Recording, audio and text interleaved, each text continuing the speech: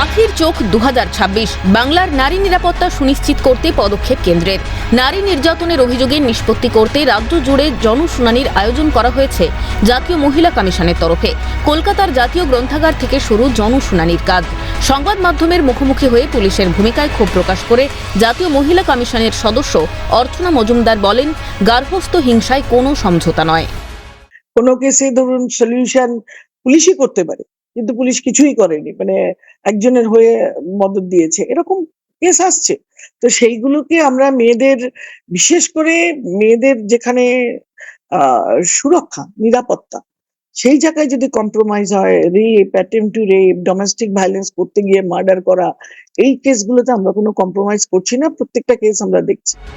কি এই জনশুনানি? এই রাজ্যে প্রতিনিয়ত হিংসার শিকার হচ্ছে মেয়েরা। রাজ্যের থানাগুলিতে জমা পড়া অভিযোগের মধ্যে এমন অনেক আছে যেগুলো রেজিস্টারই হয় না, আবার অনেক সময় রেজিস্টার হওয়ার পরেও কোনো ব্যবস্থা নেওয়া হয় না। সেই অভিযোগের নিষ্পত্তিতেই জনশুনানি। 30শে মে থেকে শুরু হওয়া জনশুনানির প্রথম দিনে দক্ষিণ 24 পরগনায় দায়ের হওয়া 31টি অভিযোগের শুনানি ছাড়াও সরাসরি অভিযোগও নেওয়া হয়। এদিন অর্চনা মজুমদার বলেন, এর আগে 2024-এ একবার জনশুনানির কাজ হয়। বড়সড় সাফল্যের পর দক্ষিণ 24 পরগনাকে বেছে নেওয়া হয়। দেখুন, পশ্চিমবঙ্গে আমরা কলকাতায় এই ন্যাশনাল লাইব্রেরিতে আমরা 2024 ডিসেম্বরে একবার করেছিলাম 3 দিন, এবং that was a grand success. ওই সাকসেসের পরে আবার এবার সাউথ 24 পরগনা অ্যান্ড কলকাতা নিয়ে, যেখানে ক্যানিং, বারুইপুর, এই অঞ্চলগুলো ইনক্লুড করে নিয়েছি। আজকেও আমাদের 31টা প্লাস 25টা প্লাস আরো 10টা, ধরুন 70টার মতো কেস একদিনে করবো। এরপরে আমাদের একটা হুগলিতে আছে, অনেক কেস জমে গেছে। হুগলি একটা আছে, আর আরেকটা নদিয়া ডিস্ট্রিক্টের রানাঘাট, ওইদিকেও আরেকটা, এই জুন মাসের মধ্যে 3টা। নারী নির্যাতনের ঘটনা উত্তরোত্তর বৃদ্ধিতে রাজ্য সরকারের বিরুদ্ধে উদাসীনতার অভিযোগ অর্চনা মজুমদারের।